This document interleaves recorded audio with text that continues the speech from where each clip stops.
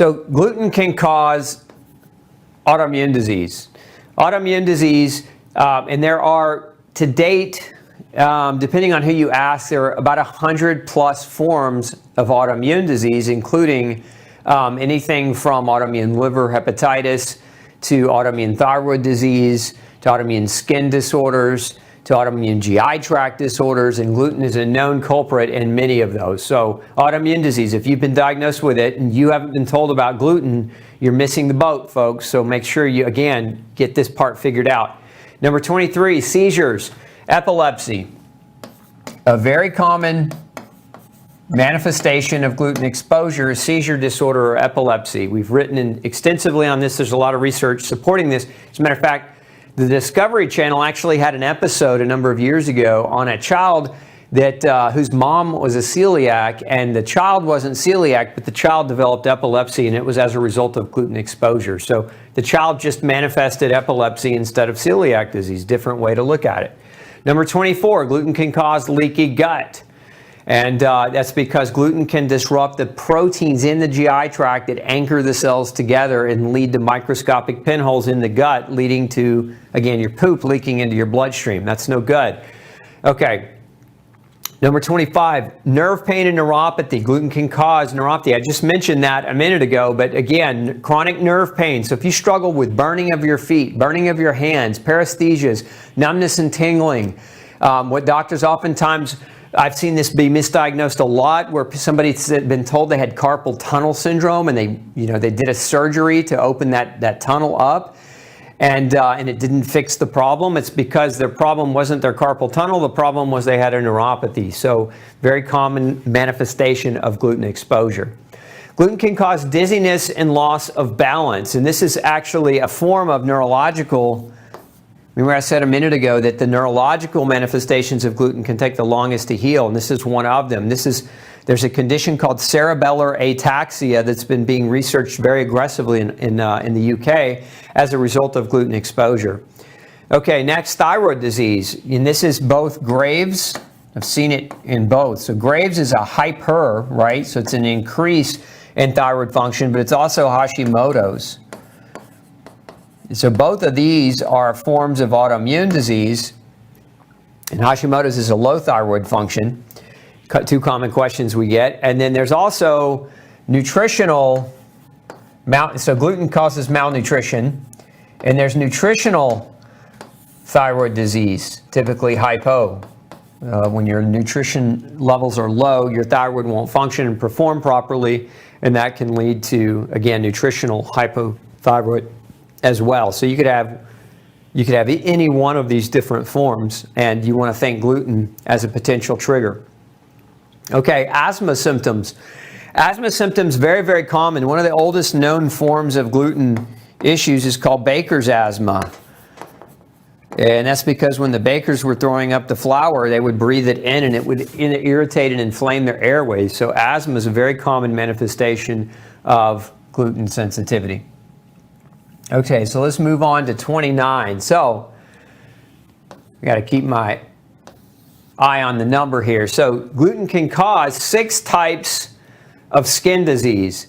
And so that's everything from, we've seen it be a trigger in vitiligo and eczema. We've seen it be a trigger in psoriasis and a trigger in rosacea. So very, very common. We actually did an entire show on gluten and skin diseases. You can check that out. Go visit Gluten-Free Society and punch that in the search engine.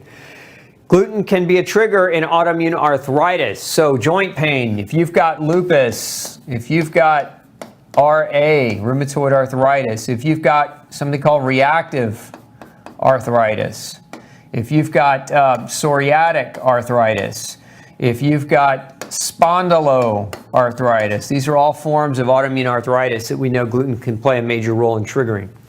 We know that gluten can cause gallbladder malfunction, and there are a number of people in the U.S. today that go and have their gallbladders removed, and all they really had to do was change their diet. But once the gallbladder's out, it's out. You can't get it back. So if you're kind of on the fence here, if you've been told you have gallbladder malfunction, if you've been told you're struggling in that area, you might want to consider looking at gluten as a potential possibility.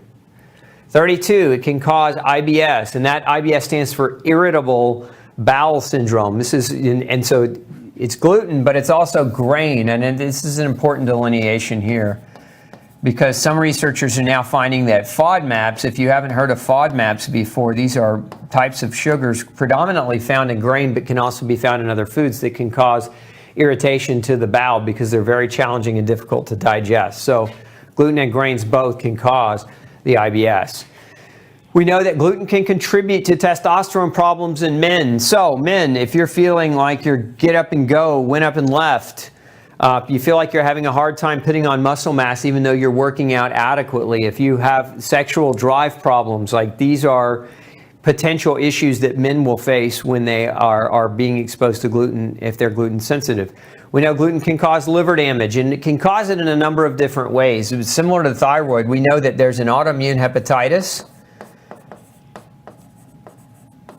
that gluten can cause, okay? We also know that the malnutrition that gluten can cause, some of the deficiencies, like perfect example of a nutrient deficiency that can cause fatty liver is choline deficiency. Choline's like a B vitamin, and so choline deficiency can cause your liver to start basically storehousing fat. So very important to understand that. We also know that gluten can cause GERD, gastroesophageal reflux disease, or acid reflux. Problem here is a lot of people, instead of like trying to figure out why they have acid reflux, they'll go to the doctor, get a prescription to block their stomach acid, and then that sets the stage for the next 10, 15, 20 years of their life where they're really struggling because they're masking the gluten-induced symptom while creating malnutrition, because acid reflux medicines cause digestive problems that lead to iron deficiency, B12 deficiency, zinc deficiency, selenium deficiency, vitamin D deficiency, etc. So not a healthy thing to do. Okay, let's see here. Moving on to 36. So keep my count up so I can give you 49 tonight. The gluten-free diet is not dangerous to follow if you don't have a gluten sensitivity or gluten issue. So that's a myth, right? So you'll hear a lot of times, don't go gluten-free unless you're celiac because it's dangerous. And that's a myth.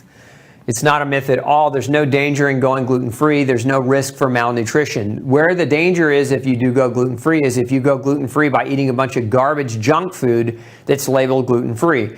If you're eating whole foods, if you're eating real foods that are grain gluten-free, you don't have any risk or any worry whatsoever.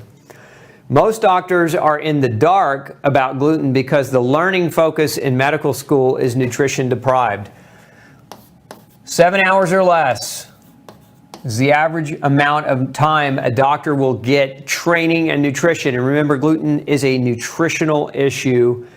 And so it's very, very important that we're educated on nutrition to be able to be an expert in that arena. And so that's why doctors are in the dark. They just don't have the same level of knowledge about nutrition.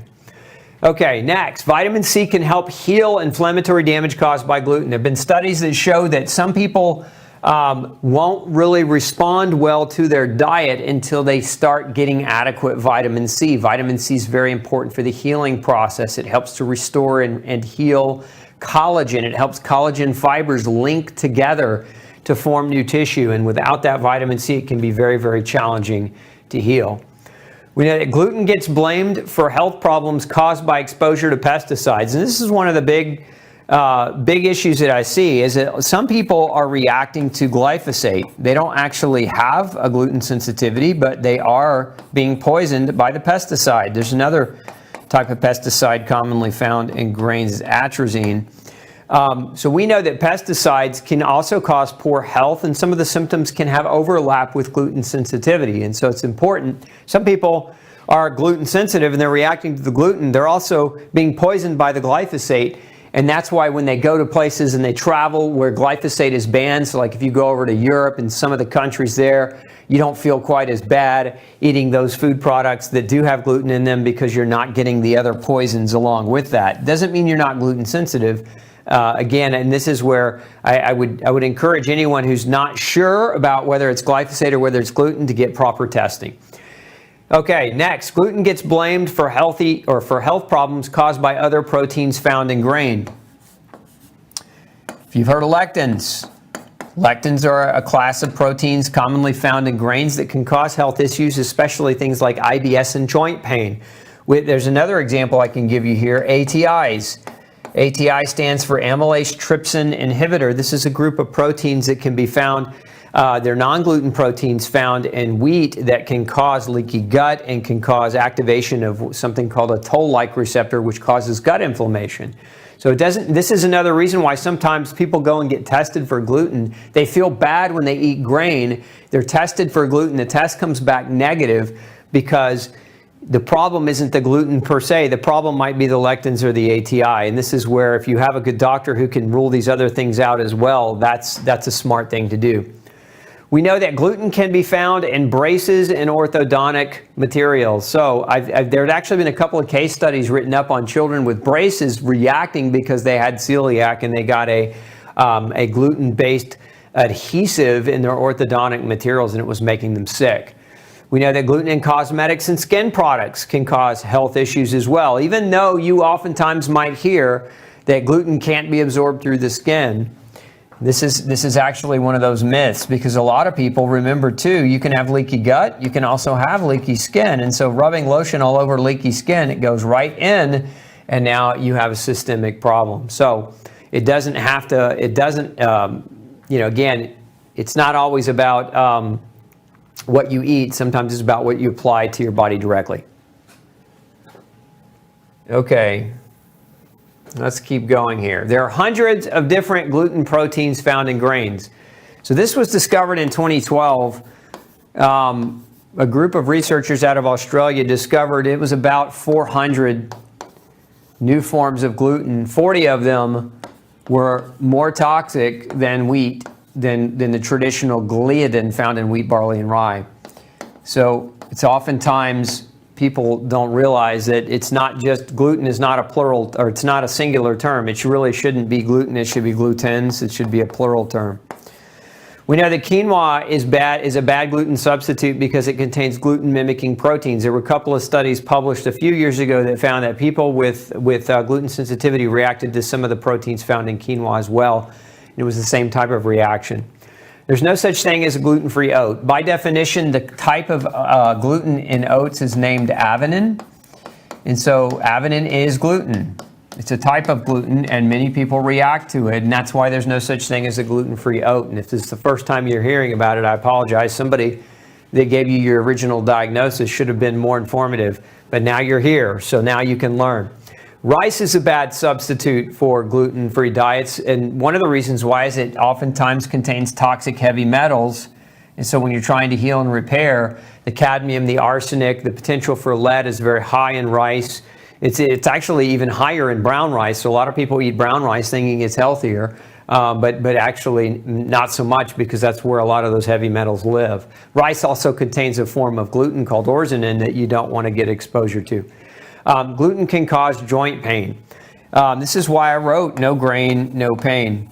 It was because of the prevalence of pain caused as a result of gluten exposure. So gluten is definitely a cause of joint pain. Gluten can also cause eye disease. We did a show on this not very long ago, and I talked in depth about gluten causing retinopathy, so damaging or inflammation to the retina itself that can affect vision.